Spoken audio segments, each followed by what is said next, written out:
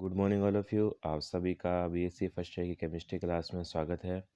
पिछले लेक्चर्स में अपन ने सेकेंड यूनिट सेकेंड पेपर की स्टार्ट की थी, जिसमें समयावता के बारे में पढ़ा था और उसके क्लासिफिकेशन देखा था। ठीक है, अपन ने उसमें स्थिति समयावता, श्रृंखला समयावता, अभिक्रियात्मक समूह समयावता और मध्यावता, जैसा अपन मेटामेरिज्म कहते हैं, उसके बारे में अध्ययन किया था।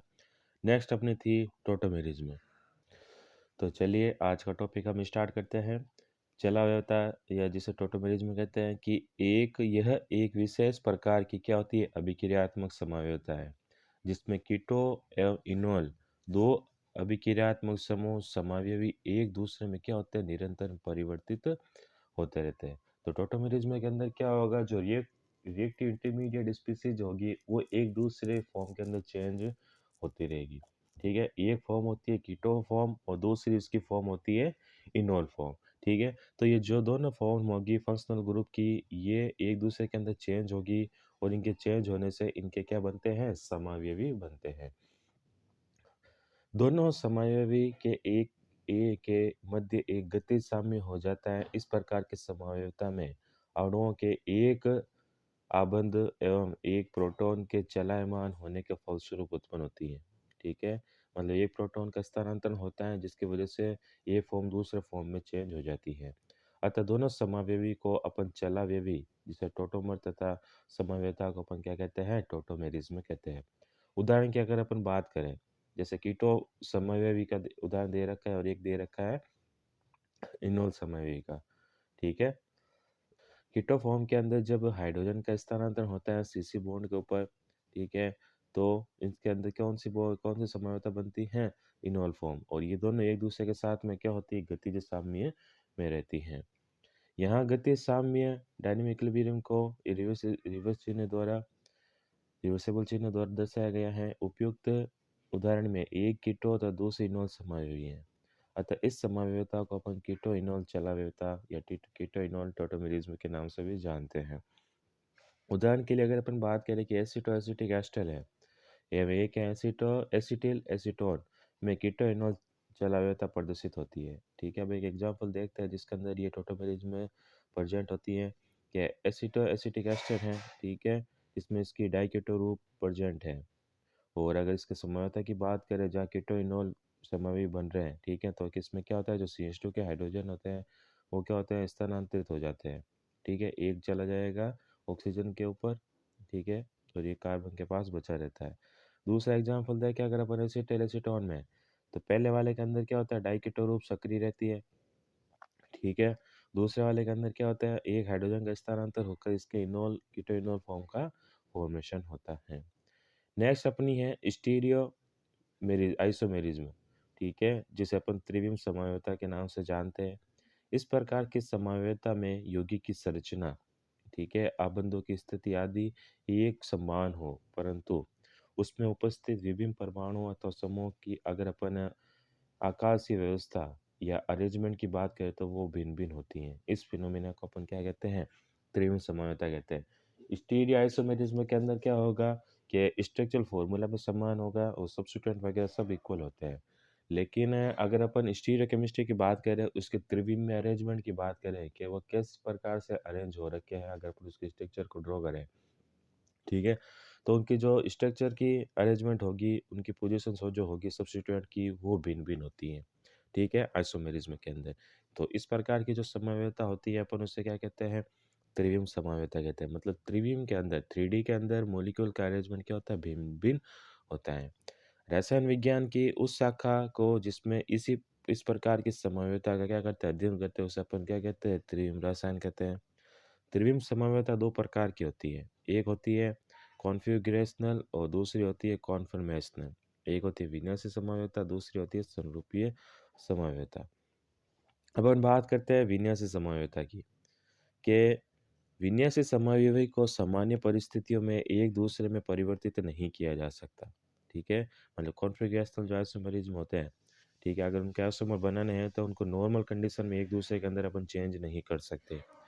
चूँकि एक विन्यास को दूसरे विन्यास में परिवर्तित करने के लिए जो बॉन्ड का वियोजन एवं पुनर्निर्माण आवश्यक होता है। ठीक है, अतः ऐसे समन्वय को एक दूसरे से पृथक किया जा सकता है।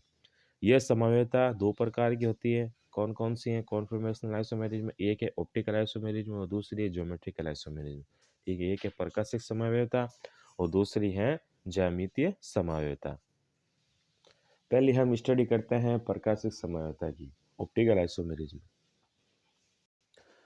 दो या दो से अधिक यौगिक जिनके भौतिक व रासायनिक गुण समान हो परंतु प्रकाशिक गुण क्यों भिन्न भिन्न हो। ठीक है, क्या हो, रासायनिक गुण समान होते हैं, भौतिक गुण समान होते हैं, और उसके लेकिन क्या प्रकाशिक गुण अगर भिन्न भिन्न होते हैं, ठीक है, तो उसे अपन क्या कहते हैं? प्रकाशिक समन्वय कहते हैं। और इस घटना को अपन क्या कहते हैं? प्रकाशिक समन्वयता, ऑप्टिकल आइसोमेरिज्म कहा जाता है। प्रकाशिक गुण भिन्न होने का तात्पर्य है कि एक समन्वयी समतल धुरी प्रकाश को तल को दाईं ओर घुमाता है, जबकि जो दूसरा समन्वयी होगा उसको क्या बाईं ओर घुमाता है। तो ऑप्टिकल आइसोमेरिज्म किसे कहते हैं? अगर अपन किसी भी कंपाउंड को, अगर कंपाउंड के ऊपर अगर अपन प्रकाश गिराएं, ठीक है, समतल दूरी प्रकाश गिराते हैं, तो एक कंपाउंड क्या करेगा? उस समतल दूरी प्रकाश को दाईं ओर घुमाता है, ठीक है, और दूसरा क्या करेगा? उस प्रकाश को बाईं ओर घुमाएगा। मतलब एक तो घड़ी की दिशा में घुमाता है, दूसरा घड़ी की विपरीत दिशा में उस प्रकाश को घुमाता है। इस आधार पर ये क्या कहलाता है? ऑप्टिकल आइसोमर कहलाते हैं एक दूसरे के। किसी यौगिक द्वारा समतुलित प्रकाश के तल को घुमाने की प्रवृत्ति को ध्रुवण घूर्णनता अर्थात ऑप्टिकल एक्टिविटी कहा जाता है। और जो प्रकाश को घुमाने की जो ये गुण है, इसको अपन क्या कहते हैं? ऑप्टिकल एक्टिविटी कहते हैं।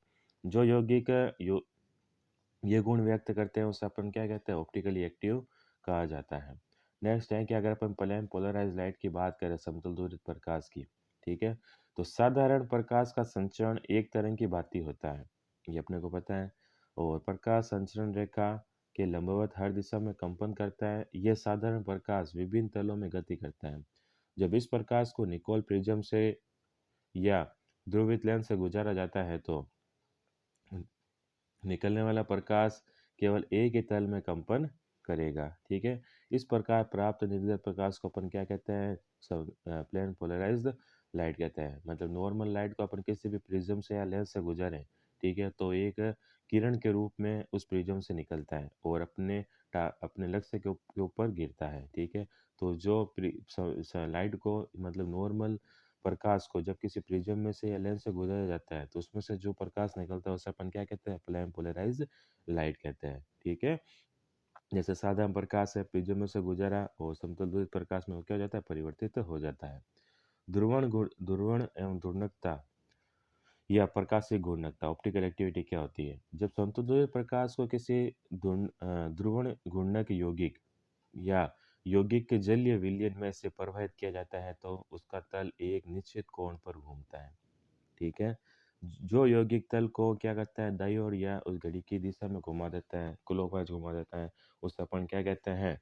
दक्षिणावर्ती घूर्णन यौगिक, जिसे अपन डेक्स्ट्रो रोटेटरी कंपाउंड कहते हैं। और जो बाईं ओर या घड़ी के विपरीत दिशा में अर्थात एंटी क्लॉकवाइज घुमा देता है उसे अपन क्या कहते हैं? वामावर्ती ध्रुवण घूर्णक यौगिक या फिर लिवो रोटेटरी कंपाउंड कहते हैं। इस अपन डी या प्लस से, एल या माइनस से व्यक्त करते हैं। ठीक है, मतलब जो कंपाउंड घड़ी की दिशा में घुमाएगा उसे अपन डेक्स्ट्रो रोटेटरी कहते हैं और इस कंपाउंड को अपन डी या प्लस से निरूपित कर सकते हैं। ठीक है, और जो कंपाउंड समतल ध्रुव प्रकाश को घड़ी की विपरीत दिशा में क्या करता है? घुमा देता है। ठीक है, उस अपन एल या माइनस से जिस क्या निरूपित करता है, जिसे अपन क्या कहते हैं? लिवो रोटेटरी कंपाउंड के नाम से जानते हैं। नेक्स्ट है अपनी ध्रुवण मापी या ध्रुवण गुणवत्ता का मापन। ठीक है, पैरामीटर है मेजरमेंट ऑफ ऑप्टिकल एक्टिविटी। ठीक है, वह उपकरण जिसकी सहायता से ध्रुवण घूर्णक पदार्थों की ध्रुवण घूर्णकता को मात्रात्मक रूप से मापा जाता है उस अपन क्या कहते हैं? पोलरीमीटर या फिर ध्रुवण मापी कहा जाता है। ठीक है, जैसे कि एक डायग्राम में बता रखा है। सबसे पहले सोर्स से क्या होगा? सोर्स से जो लाइट निकल है उसको अपन किस में से गुजारेंगे? निकोल प्रिज्म से। ठीक है, निकोल प्रिज्म क्या करेगा? इस सोर्स से निकलने वाली लाइट को प्लेन पोलराइज लाइट, समतल ध्रुवित प्रकाश में से में परिवर्तित कर देता है। ठीक है, फिर ये लाइट किसमें से किसके ऊपर गिरेगी? जो कंपाउंड जिसकी अपने को ऑप्टिकल एक्टिविटी मेजर करनी है उसके ऊपर इसको लाइट को गिराते हैं, प्लेन पोलराइज लाइट को। फिर इससे टकरा कर वापस किस में जाती है? विश्लेषक में। ठीक है, और विश्लेषक से टकरा कर लेंस में से गुजरती है। फिर इसका अपन अध्ययन करते हैं। इसमें ध्रुवण घूर्णक यौगिक का उपयुक्त विलायक में मानक विलयन जिसकी सांद्रता ज्ञात हो कांच की प्रेक्षक नली में भर दिया जाता है। ठीक है, मतलब जिस कंपाउंड को अपने को ऑप्टिकल एक्टिविटी ज्ञात करनी है उसके क्या करते हैं, उसका सॉल्यूशन बना कर देते हैं और जिसकी अपने को सांद्रता ज्ञात होनी चाहिए भरकर उसको टेस्ट ट्यूब में भरकर रख देते हैं। ध्रुवण घूर्णक यौगिक द्वारा समतल दूरित प्रकाश के तल को क्या दाईं या बाईं ओर घुमा दिया जाता है। जितने कोण पर समतल ध्रुवित प्रकाश घूम जाता है उस कोण क्या क्या क्या कहते हैं, ध्रुवण कोण कहते हैं, जिसे अपन अल्फा से व्यक्त करते हैं। ध्रुवण कोण का मान निम्न कारकों पर निर्भर करता है। कौन कौन सा फैक्टर हो गया जिसके ऊपर जो ऑप्टिकल एंगल है अल्फा का मान डिपेंड करेगा। पहला है नली में पदार्थ की मात्रा पर। ठीक है, दूसरा है प्रयुक्त प्रकाश की तरंगदैर्ध्य पर जिसे अपन लैम्डा कहते हैं। नली में पदार्थ की सांद्रता, नली में पदार्थ का तापमान और प्रेक्षक नली की लंबाई। ठीक है, किसी यौगिक के घूर्णन कोण का मान विशिष्ट अवस्थाओं में निश्चित होता है जिसे अपन विशिष्ट घूर्णन या स्पेसिफिक रोटेशन कहते हैं। ठीक है, किसी पदार्थ की प्रकाशिक सक्रियता को किसी पदार्थ की प्रकाशिक सक्रियता को इसके विशिष्ट घूर्णन के रूप में व्यक्त किया जाता है। विशिष्ट घूर्णन वह कोण होता है जो समतुल्य प्रकाश को 1 ग्राम मिलीमीटर वाले सांद्रता के विलयन में 1 डेसीमीटर लंबाई की नली से गुजारने पर उत्पन्न होता है जिसे अपन अल्फा द्वारा निरूपित करते हैं। ठीक है, तो अल्फा बराबर क्या होगा, प्रेक्षित घूर्णन अपॉन लंबाई डेसीमीटर में इंटू सांद्रता ग्राम मीटर पर मोल। ठीक है, तो क्या होता है अल्फा अपॉन एल इंटू सी, जहाँ क्या नली की लंबाई है, सी यहाँ पर क्या है विलयन की सांद्रता है और लेमडा क्या है प्रयुक्त प्रकाश की तरंगदैर्ध्य और यहाँ पर टी क्या है टेम्परेचर है। इससे आगे का जो टॉपिक है हम अपने अगले लेक्चर्स के अंदर कंटिन्यू करेंगे। Thank you so much.